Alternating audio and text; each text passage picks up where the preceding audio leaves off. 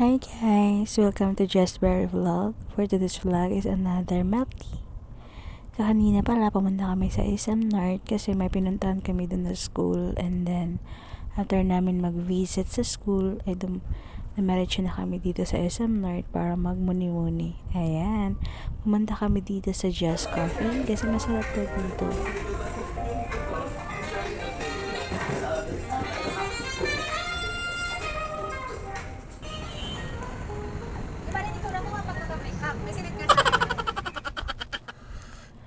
After namin sa Just Cafe, pumunta na kami sa food court at nag-order kami dito sa King Bob.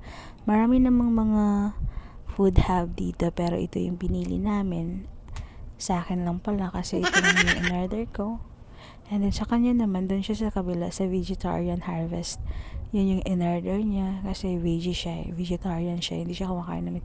Yung parang meat yan, parang pork, hindi talaga siya pork, gawa lang yun sa sa soya. And then sa akin naman, yun yung order ko. And then after that, sabi niya mas masarap yung ganon kapag imi-mix ko daw. So imi-mix ko din naman.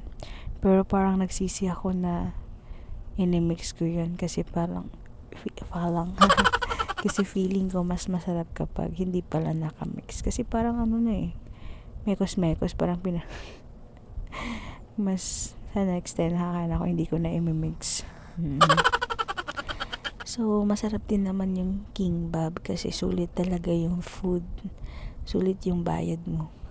Sulit naman yung food, masarap naman. So, sa mga hindi din mahilig sa sobrang maalat, perfect talaga yung King Bob. Masarap talaga yung mga siniserve nila dito.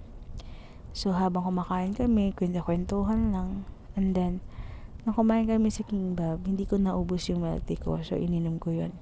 Doon pala sa Just Coffee, yung straw nila doon is edible. So, pwede natin kainin kasi gawa siya sa rice.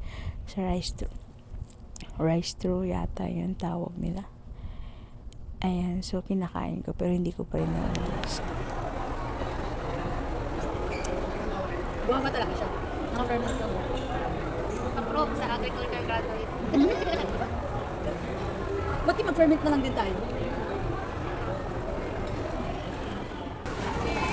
I-video ko yung saan na tayo napupunta. Nag-Jollibee na pala. Parang walang Jollibee isa. Ayan na yung order namin. Order kami dyan sa kanya is spaghetti and then yung kasama is fries. Sa akin naman is burger and fries.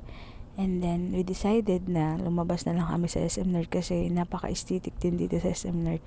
Meron silang mga may garden and then may ganyang mga establishment.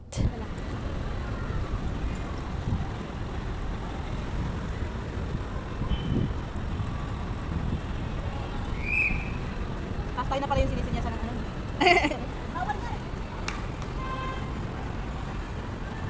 Surutan kita. Ito na lang?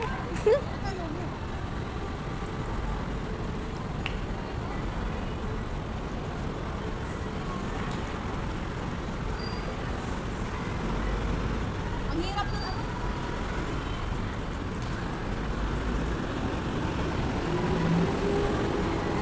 diba? Okay na. Meron ako hindi pa nag-uwi ako. Dalawa na kasi.